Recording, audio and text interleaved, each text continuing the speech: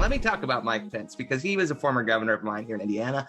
I actually met him on the sideline of a Colts game, and it was kind of a weird thing, because I'm on the sideline and I stand out anywhere I go. I'm the only guy in a room with a walker usually, but I have my tie on and I'm standing there with my walker, and here comes soon to be vice president. He was still governor at that point, but walks right up to me. And to me, he seemed a little, I'm not going to consider him evil because it was only like a two-way conversation. He's just really ignorant, and he was kind of opportunistic with the conversation because he's like, how are you?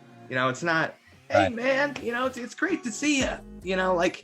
It was so put on, the whole facade.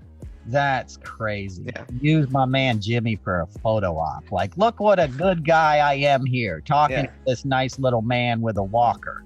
As if you need anybody's pity or sympathy. You know what I mean? It felt that way. Yeah. No, Yeah. I don't know what that feels like, but I imagine that doesn't feel good, and I imagine that's something that you get a sixth sense of.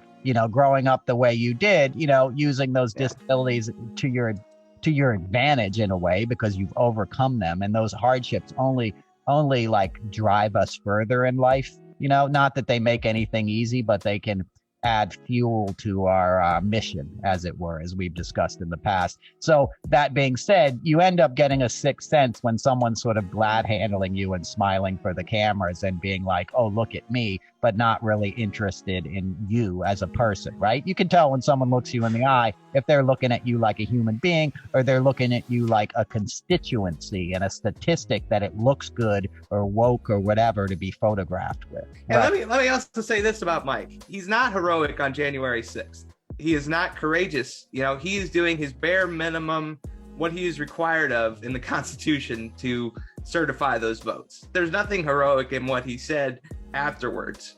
That's the only heroic thing in quotes that he can attest to. Then he's attesting to the bare minimum of being vice president.